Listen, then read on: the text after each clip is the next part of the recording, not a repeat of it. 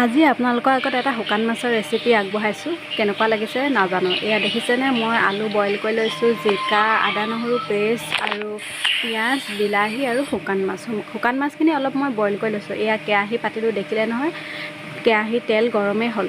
এয়া মই তাত পিঁয়াজ আৰু শুকান জলকীয়া দি দিলোঁ। এতিয়া পিঁয়াজখিনি অলপ ৰঙচুৱা হোৱাৰ লগে লগে বিলাহী দি দিলোঁ আৰু বিলাহীখিনি সোনকালে গলিবৰ কাৰণে তাত মই নিমখটো আগতীয়াকৈ দি দিলোঁ।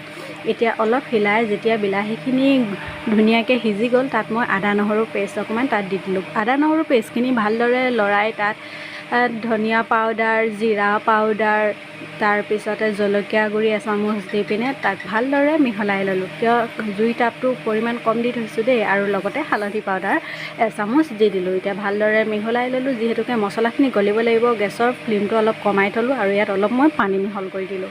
ইয়াত দেখিছে নহয়, মছলাৰ গোন্ধ ওলোৱাৰ লগে লগে ইয়াত মই শুকান মাছখিনি এড কৰি দিলোঁ। কিন্তু আমাৰ শুকান মাছত কিন্তু গোন্ধ নাই দেই, কাৰণ শুকান মাছখিনি আমি বইল কৰি ল'লোঁ। লগতে জিকাখিনি দি দিলোঁ। জিকাত যিহেতুকে পানী ওলায়েই, আপোনালোক সকলোৱে জানেই, নক'লেও হ'ব নহয়নে। এয়া দেখিছে নহয়, জিকাটো সিজু হৈছে আৰু এতিয়া আলু যিহেতুকে বইল কৰা হৈছেই, গতিকে তাত লাষ্টত আমি আলুখিনি দি দিছোঁ। ইয়াত দেখিছোঁ ন, আলুখিনি দি দিলোঁ, আলু সিজি আছে। তাৰপিছতে ধুনীয়াকৈ অলপ পানী দি তাক ভালদৰে উতলিব দিলোঁ। ফাইনেলি আমাৰ শুকান মাছৰ ৰেচিপি হৈ গ'ল। এতিয়া আমি জোল বনাই খাইছোঁ। আপোনালোকে